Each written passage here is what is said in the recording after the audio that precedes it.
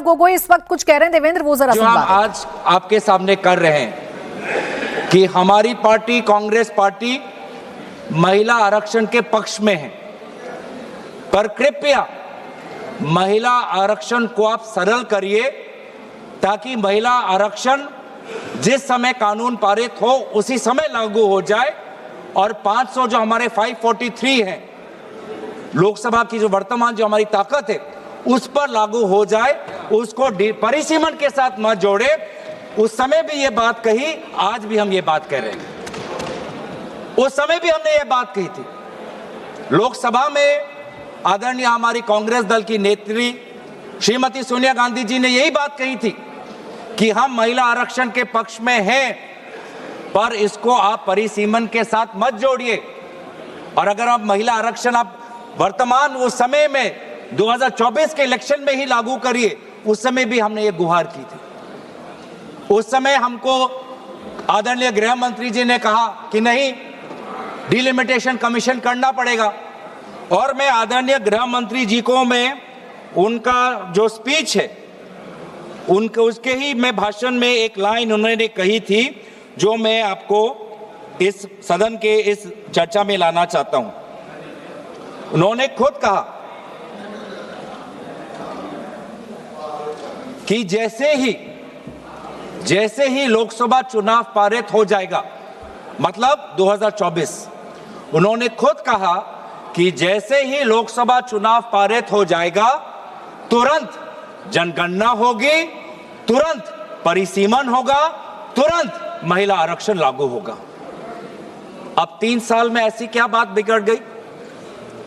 3 साल में ऐसा क्या बदलाव आया कि लोकसभा चुनाव के बाद बस 2 साल ही हुए हैं और अगर आप इस विधेयक के statement of objects and reasons पढ़े तो खुद आज सरकार यह कह रही है कि जो अगला जनगणना होगा, जो अगला परिसीमन होगा, उसमें काफी समय होगा, काफी समय लगेगा और काफी उसमें डिले होगा। ये दोनों बात अलग है। स्वयं 3 साल पहले गृह मंत्री अमित शाह जी ने सदन में परिसीमन और जनगणना को महिला आरक्षण के साथ जोड़ते हुए हम सबको आश्वासन दिया कि जैसे ही अगली सरकार आएगी तुरंत जनगणना होगी, तुरंत परिसीमन होगा। और आज भी ये कह रहे हैं कि परिसीमन का जनगणना का काम शुरू हो गया। अभी कुछ समय पहले आदरणीय गृह मंत्री अमित शाह जी ने कहा कि घरों की संख्या शुरुआत हो गई, घरों की संख्या कितनी है शुरुआत हो गई और फिर व्यक्तिगत जनगणना उसकी शुरुआत होगी। तो क्यों आपने ही बिल में कह रहे हैं कि अगला जनगणना, अगला डिलिमिटेशन एक्सरसाइज में काफी समय लगेगा? तो इसका हम क्या समझे? इसका हम ये समझ सकते हैं कि कहीं ना कहीं आप वास्तविक रूप से महिला आरक्षण के पक्ष में नहीं हो। आप बार बार महिला आरक्षण में विभिन्न प्रकार के अटकलें ला रहे हो ताकि महिला आरक्षण को और पीछे किया जाए और बाद में हो।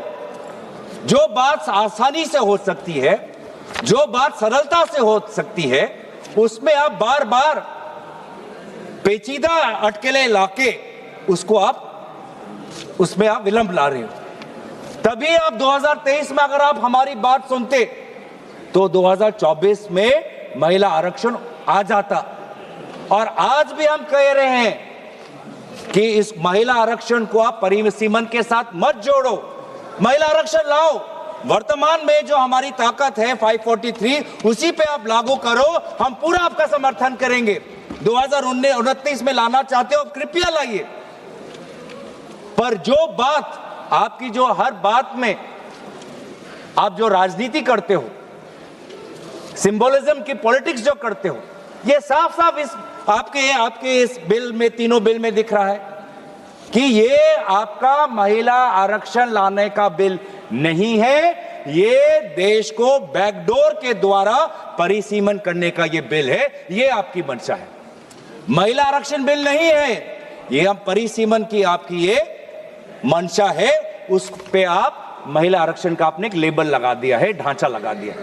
कितनी दुख की बात है, कितनी शर्म की बात है कि अब महिला आरक्षण को ही आप ये ढांचा मिला, महिला आरक्षण ही आपका सुरक्षा कवच बना आपकी राजनीतिक मंशा को छुपाने के लिए, और कोई आपको विधेयक नहीं मिला।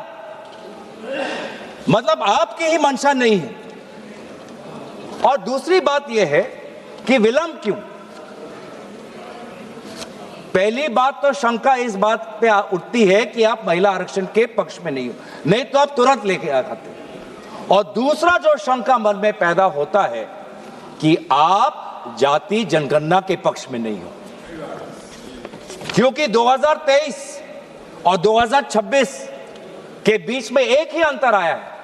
2023 में भी आपकी सरकार, 26 में भी लोगों ने आपकी सरकार लेके आए हैं। 2023 में आपने कहा कि जनगणना होगी, परिसीमन होगा, फिर महिला आरक्षण होगी, और आज आप कह रहे हैं कि नहीं, जनगणना से पहले हमको महिला आरक्षण लाने की कोशिश करना चाहिए।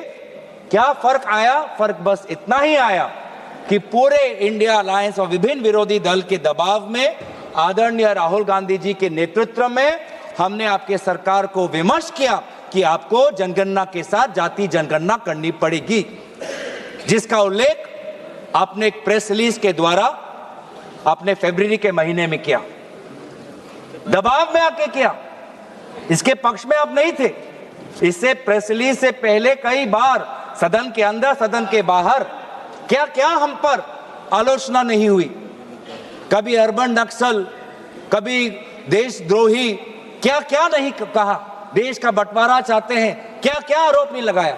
लेकिन जब आपने खुद देखा कि देश के लोग, अति पिछले वर्ग के लोग, अल्पसंख्यक जब वो चाहते हैं, जनजाति लोग, अनुसूचित जाति लोग जब वो चाहते हैं कि जाति जनगणना हो, तो आपने विमर्श होकर आपने जाति जनगणना लेके आए। अब आप वो जाति जनगणना को नहीं करना चाहते, आप नहीं लागू करना चाहते। अभी भी समय है, 2026 है, आप कह रहे हो कि काम आपका शुरू हो गया है, तो आपको क्यों लगता है, आपने क्यों यहां पे लिखा है कि कंसिडरेबल टाइम लगेगा और पार्टिसिपेशन ऑफ वुमेन जो है हमारी पॉलिटिक्स में वो डिले हो जाएगी? मतलब आप जाति जनगणना के पक्ष में नहीं हो। साफ साफ आपका उद्देश्य, आपकी राजनीति यहां पे है। मैं पढ़ देना चाहता हूं। The next census and consequential delimitation exercise thereafter will take considerable time and thus delay the effective and dedicated participation of women in our democratic polity. Hence, the objective of the proposed bill is to operationalize 1/3 reservation for women through a delimitation exercise to be undertaken on the basis of the population figures of the latest published census. ये क्या तरीका है कि महिला आरक्षण को लागू करने के लिए आप एक डिलिमिटेशन को बुलडोज कर रहे हो, आप डिलिमिटेशन। आप जो ये बिल में आप जो ये संख्या लाए हो क्लॉज 3 में कि आर्टिकल 81 ऑफ कॉन्स्टिट्यूशन में संशोधन आना चाहिए कि 815 मेंबर्स आने चाहिए, ये कहां से आया? ये संख्या किसने निर्धारित किया? सरकार। और इसीलिए तो हम इस बिल का विरोध कर रहे हैं कि आज सरकार अपने आप, जो संविधान में लिखा हुआ है कि जो अगला सेंसस होगा 2026, उसके बाद डिलिमिटेशन होगा, आज सरकार ने वो संविधान का पूरा आर्टिकल 81 को खत्म करके खुद अपने आप को ताकत दे रहा है कि नहीं, सेंसस के लिए नहीं हमको रुकना, और अपने आप हमने चुन लिया कि 815 करना है। ये संख्या कहां से आया? नागपुर से आया? किसी शाखा से आया? कहां से आया? कोई सरकारी दस्तावेज, कोई पार्लियामेंट्री पेपर, कोई पार्लियामेंट्री कमेटी की रिपोर्ट, कहां से आया 815 नंबर? क्या आसमान से टपक गया? कहां से आया? यही तो हम जानना चाहिए। इसलिए तो हम कह रहे हैं कि सरकार के पास इस विधेयक को इंट्रोड्यूस करने की लेजिस्लेटिव कॉम्पिटेंस है ही नहीं, कि वो सरकार अपने आप कैसे तय कर ले कि पार्लियामेंट की, सदन की संख्या कितनी बढ़नी चाहिए अपने आप, बिना सेंसस की। तो बार बार यह हमको पता चलता है कि आप डिलिमिटेशन को एक राजनीतिक अस्त्र के रूप से, आप इसको एक हथियार के रूप से आप इसको व्यवहार करना चाहते हैं, जो मंशा नहीं थी। जो हमारे संविधान के निर्माता थे, डिलिमिटेशन किसी राजनीतिक दल के राजनीतिक हथियार के रूप में निर्माण करना उनका मंशा नहीं था। डिलिमिटेशन की मंशा क्या थी कि जैसे जैसे जनसंख्या बढ़ेगी, प्रशासन के लिए, सुशासन के लिए हम अपने डिलिमिटेशन अपने विधानसभाओं का, लोकसभा क्षेत्रों का ऐसा करें ताकि लोगों को प्रशासनिक सुविधा मिले, ताकि सुशासन सुचारू रूप से हो। इस उद्देश्य से डिलिमिटेशन हुआ था। लेकिन हमने देखा है कि इस सरकार के द्वारा किस प्रकार से डिलिमिटेशन को, किस प्रकार से एक निजी और काफी निम्न स्तर की राजनीतिक अस्त्र इसको बनाया गया है। मैं दो प्रदेशों का उदाहरण देना चाहता हूं कि कैसे आज डिलिमिटेशन का व्यवहार किया जा रहा है। एक जम्मू कश्मीर, दूसरा असम। दोनों प्रदेशों में डिलिमिटेशन, दोनों प्रदेशों में। और एक में क्या हुआ, जम्मू कश्मीर के जब आपने परिसीमन की तो वहां पे आपने डिलिमिटेशन कमीशन बैठाई और वहां पर आपने सेंसस, कौन से सेंसस का आपने इस्तेमाल किया, 2011 का। और दूसरे तरफ आपने असम में परिसीमन की, वहां पर परिसीमन की दायित्व खुद केंद्र चुनाव आयोग ने ले ली और वहां पर परिसीमन के सेंसस के आधार पर हुआ 2001 पर। आप सोच समझ सकते हो कि भारत में 21वीं सदी में 2022 से 2023 में लगभग वो 1-1.5 वर्ष के कार्यकाल में भारत के दो प्रदेशों में परिसीमन हो रहा है। एक 2011 के सेंसस के आधार पर, एक 2001 के आधार पर। एक जगह डिलिमिटेशन कमीशन, एक जगह चुनाव आयोग। तो साफ साफ पता चलता है कि ये डिलिमिटेशन किसी प्रकार से नागरिकों को, आम नागरिकों को सुविधा देने के लिए नहीं। डिलिमिटेशन बस आप अपने राजनीतिक सत्ता को और मजबूत करने के लिए, अपने राजनीतिक जड़ों को मजबूत करने के लिए आप इसका इस्तेमाल कर रहे हैं। डिलिमिटेशन का तात्पर्य क्या था कि हर जो क्षेत्र हो, चाहे लोकसभा क्षेत्र हो, चाहे विधानसभा क्षेत्र हो, उसकी जनसंख्या लगभग समान होनी चाहिए। मैं बताऊं असम में क्या हुआ। असम में एक लोकसभा है 14 लाख लोगों का और एक लोकसभा है 26 लाख लोगों का। 26 लाख लोगों का। ये किसकी सुविधा देख रहे हो? किसकी सुविधा देख रहे हो? आम नागरिकों की तो नहीं हो सकती, क्योंकि वो 26 लाख का लोकसभा क्षेत्र इतना बड़ा है, वो किसी प्रकार से, किसी ना प्रशासनिक रूप से ना सुशासन के रूप से वो किसी का फायदेमंद हो सकता है। ऐसा डिलिमिटेशन हुआ है सर कि एक विधानसभा में कहीं 4 जिला परिषद और कहीं 2 जिला परिषद। ऐसा डिलिमिटेशन हुआ है कि एक पंचायत में 10 वार्ड, 2 वार्ड एक विधानसभा में, 3 वार्ड दूसरे विधानसभा में, 3 वार्ड चौथे विधानसभा में। यह है परिसीमन। और अफसोस की बात, इसको हम चैलेंज नहीं कर सकते। और यही जो आज इस प्रकार को अमेरिका में कहते हैं जेरीमैंडरिंग, पूरा कंप्लीट पॉलिटिकल एक्सप्लॉयटेशन, कि कोई एक ज्योग्राफिकल कंटिग्यूटी होती है सर। डिलिमिटेशन में एक और चीज होती है कि geographical, besides administrative efficiency, geographical contiguity होनी चाहिए। लेकिन आज आपने ऐसे क्षेत्र बनाए हैं कि एक नदी के इस पार और एक गांव पहाड़ के उस पार। किस लिए? ये किस प्रकार का ज्योग्राफिकल कंटिग्यूटी है? आप मैप देखिए सर। अब यही चीज जो उन्होंने असम में किया, जो उन्होंने जम्मू कश्मीर में किया, अब महिला आरक्षण के द्वारा पूरे देश में यह कहना चाहते हैं। कितनी शर्मनाक बात है, कितनी शर्मनाक बात है, दुख की बात है। महिलाओं का अपमान है कि आप इस प्रकार का महिलाओं का आप राजनीतिक दुरुपयोग कर रहे हो महिला आरक्षण के नाम पर। आप भारतीय संस्कृति की बात करते हो, भारत के देवी देवताओं की बात करते हो, भारत के उपनिषद और पुराणों की बात करते हैं और ये है आपका मंशा, डिलिमिटेशन। हमने ये खुद देखा है सर कि आज कहीं ना कहीं ये एक शंका है कि एक आप महिला आरक्षण के पक्ष में नहीं हो, शंका दूसरा कि आप जाति जनगणना के पक्ष में नहीं हो, शंका तीसरा कि आप डिलिमिटेशन नागरिकों के हित में नहीं, डिलिमिटेशन खुद के हित में करते हो, यह भी तीसरा शंका है। और चौथी शंका यह है कि अब संविधान को आप धीरे धीरे आप कमजोर कर रहे हैं। संविधान के आर्टिकल 81 में खुद लिखा है कि जो सेंसस, अगला जो सेंसस होगा उसके आधार पर 2026 का उल्लेख वहां पर है संविधान में उल्लेखित है आर्टिकल 81 में कि 2026 में जो सेंसस होगा, उस जो सेंसस जब पब्लिश होगा तो उसके आधार पर हम आगे बढ़ेंगे, डिलिमिटेशन होगा। अब आज आप इस महिला आरक्षण के बिल के द्वारा अब संविधान को भी कमजोर कर रहे हो। जो 2026 की जो बात आर्टिकल 81 में है, आप उसको भी आप कमजोर करके कह रहे हो कि जब सदन कोई कानून लाएगा तब उस कानून में जिस सेंसस की बात होगी उस सेंसस के आधार पर हम परिसीमन करेंगे।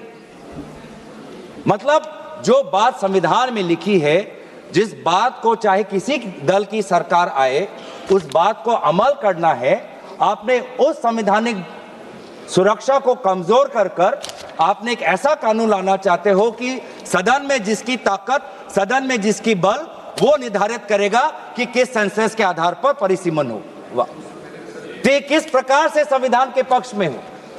ये बिल महिला विरोधी है, ये बिल जाति जनगणना विरोधी है, ये बिल संविधान विरोधी है, ये बिल जो हमारे पूरे प्रदेश का, पूरे देश का जो फेडरल स्ट्रक्चर है उसके विरोध, फेडरल स्ट्रक्चर के विरोध। सर, हमारे अध्यक्ष महोदय,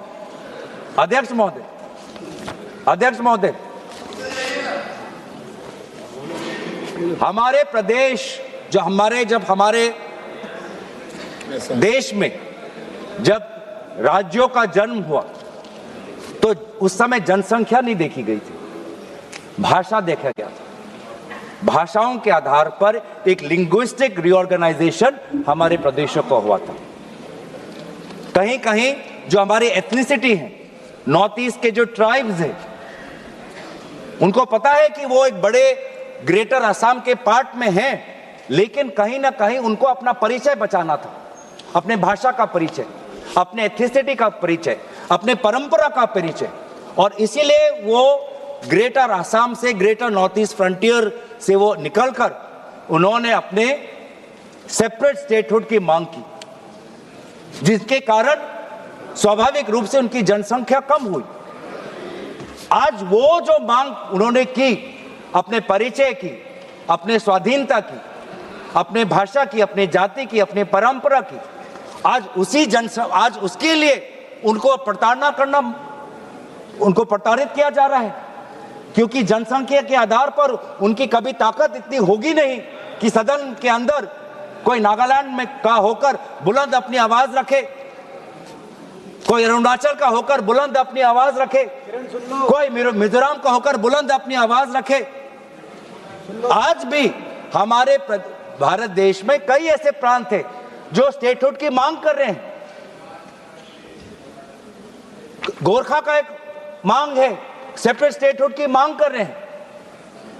और आज जब वो सेपरेट स्टेट होंगे तो उन्हीं की जो जनसंख्या है उनके कारण उनको कमजोर किया जाएगा।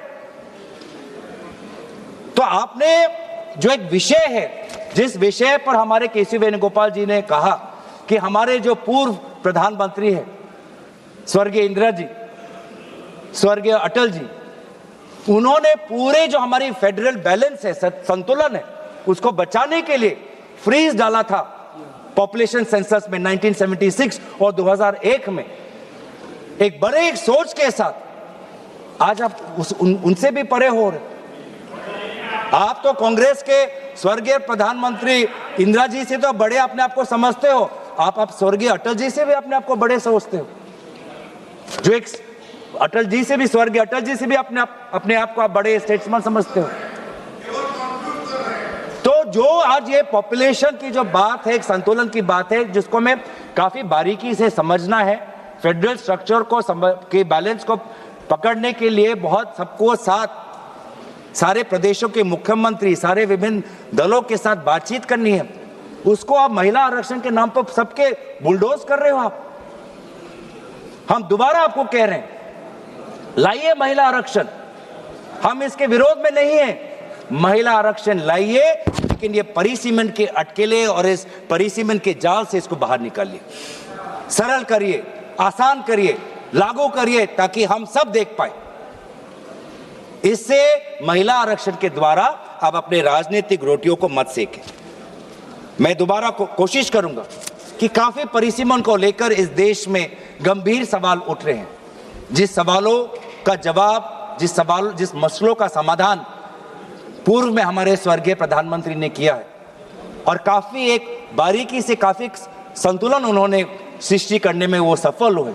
उस संतुलन को आप अपने राजनीतिक रोटी के लिए, अपने राजनीतिक मुनाफा के लिए भारत के उस संतुलन को मत बिगाड़िए।